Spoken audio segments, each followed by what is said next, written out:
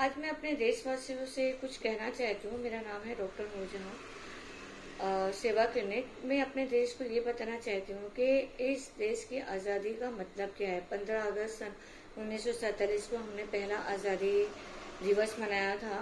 अब 78 ईयर्स हो गए हमारे देश को आज़ाद होके।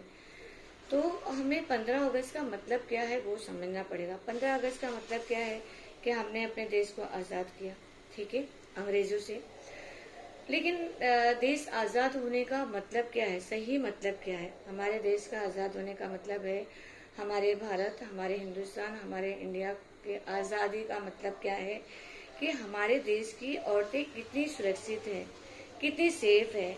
आए दिन ये जो हमारे देश में जो औरतें सुरक्षित नहीं है, उनकी इज्जत लूटी जा रही है। जैसे कि अभी कलकत्ता के कॉलेज, गवर्नमेंट कॉलेज में हुआ, उस डॉक्टर महिला के साथ नहीं होना चाहिए। हम क्या जवाब देंगे अदर कंट्री को।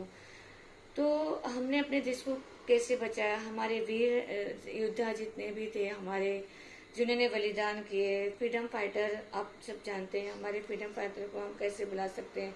हम गिने जाएंगे तो क्या गिन सकते हैं। नाम लेने जाएंगे तो कितने नाम है पता है, ठीक है। तो मैं अभी अपने फ्रीडम फाइटर को गिने जाऊंगी ना तो जिंदगी गुजर जाएगी, पर हम गिन नहीं पाएंगे। इतने हमारे बलिदान हुए हैं हमारे फ्रीडम फाइटर इस देश के लिए। तो हम उन्हें क्या जवाब देंगे। वो जो बुजुर्ग जो हमारे लिए अपना जान माल सब हमारे लिए त्याग किया, हम उन्हें क्या जवाब देंगे। उन्होंने कैसे कैसे हमको आज़ाद किया है। और फिर हमारे देश आज़ाद होने का मतलब हमारे देश की महिलाएं रात हो या दिन हो वो सेफ रहें, कभी भी जाएं, कभी भी आए, उनके साथ किसी तरह का दुर्घटना नहीं होना चाहिए। और हमारे देश की आज़ादी का मतलब ये है कि हमें दूसरी कंट्री के ऊपर नज़र रखना चाहिए कि भाई हमारे आसपास की जो कंट्री है, किसी ने हमारे देश का कोई हिस्सा तो नहीं कब्जा कर लिया, या कोई हमारे देश के ऊपर नज़र तो नहीं रख रहा है। ये काम करना चाहिए। और हमारे हमारे देश के जो भी प्राइम मिनिस्टर बने, चाहे वो कांग्रेस पार्टी के हो, चाहे वो बीजेपी पार्टी के हो, जो भी पार्टी के बनते हैं, हमें उससे लेना देना नहीं है। वो देश का देखभाल करेंगे, पर हम अपने देश में अपने लोगों से क्यों झगड़ा करें। क्या वो देश आगे जा सकते हैं जो आपस में झगड़ा करे, आपस में धर्म के नाम पे झगड़ा करे, मस्जिद मंदिर के नाम पे झगड़ा करे, जात पात के ऊपर झगड़ा करे, अपने ही लोगों को ऊंचा नीचा बताए। क्या इसलिए देश आजाद हुआ। मैं तो इस बात से एग्री नहीं करूंगी। मेरे देश के सभी लोग हिंदुस्तानी हैं, सब देशवासी मेरे हिंदुस्तानी हैं। हमको ही एक दूसरे को लेके चलना है। और हम इतना कॉन्शियस रहे हमारे आसपास कि भाई हमारे साथ कोई कुछ गलत ना कर दे। हर जगह हमें कॉन्शियस होके रहना है। अब इसलिए कॉन्शियस रहना पड़ रहा है क्योंकि अब देखिए कॉलेज स्टूडेंट, मेडिकल स्टूडेंट का कलकत्ता में कैसा हुआ, ठीक है।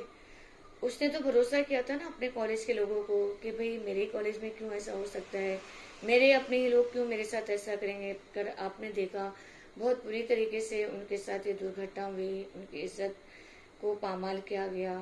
तो फिर बताइए हम आज़ादी, हमारे देश की आज़ादी को कितना बड़ा धब्बा लगेगा। और हम लोग पता है यहाँ पे कैसे लोग हैं। हमारे यहाँ पे लोकशाही नहीं चलती है। हमारा देश लोकतंत्र का देश है। तो फिर उसके लिए हमें अपने देश के लिए क्या कुछ नहीं करना पड़ेगा। हमें अपने देश के लोगों को बचाना पड़ेगा।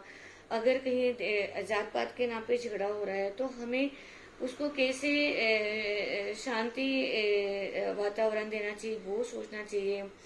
कोई भी इंसान कहीं कुछ हो जाएगा, मुसलमान का नाम लेके बोल देंगे, मुसलमान के आड़ में हर गलतियों को छुपाएंगे, तो क्या ये देश के लिए अच्छा रहेगा। किसी के नाम पे हम छुपाएंगे और फिर किसी भी वर्ग को बोल देंगे इससे खतरा है, उससे खतरा है। अपने देश को आजाद करके अपने ही देश में अपने लोगों से खतरा है, ये क्या बात हुई। आपको लगता है ये बात सही है। मेरे जितने भी देशवासी है ना, मेरे जितने भी हिंदुस्तान के कोने कोने से मैं सवाल करना चाहती हूँ। मेरा देश आजाद हुआ, तकलीफों से हमने आजाद किया, अंग्रेजों से छुटकारा दिलाया हमारे देश को। हमारे कितने वीर इसमें चले गए, ठीक है।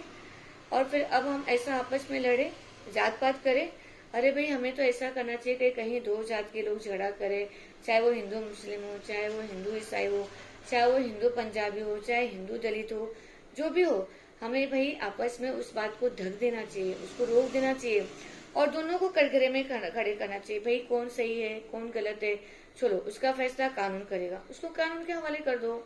उसके बारे में तरह तरह के सोशल मीडिया पे, फिर उसके बाद नेशनल चैनल पे, ये सब क्या है? क्यों हमने आज़ादी लिया? तो प्लीज़ मेरे जितने भी देशवासी हैं, मैं उनसे सबसे ये कहूँगी कि अपने देश की आज़ादी को अगर हमें हमेशा, जब तक ये दुनिया है, जब तक हमें संभालना है, हमारे देश की औरतों को प्रोटेक्शन देना पड़ेगा, हमारे देश की लड़कियों की इज्जत का पूरा पूरा ख्याल रखना पड़ेगा। अभी जो दुर्घटना हुई है कलकत्ता में, वो आगे ना हो। हम सब कसम खाएं कि हमारे देश के लोगों को जरा भी धक्का ना लगे, कोई हिंदू मुस्लिम ना हो, कोई जात पात ना हो, कोई दलित कोई पचड़ा के साथ भेदभाव ना करे। प्लीज मुझे सबसे रिक्वेस्ट है, मेरे आजादी का जो देश मेरा आजाद हुआ, बहुत तकलीफों से आजाद हुआ, प्लीज इस देश की रक्षा करो सब लोग मिलके। और देश की आजादी को ऐसा नहीं कि उन्होंने हमारे वीर, हमारे जितने भी फ्रीडम फाइटर हैं तो वहाँ रुक जाना है।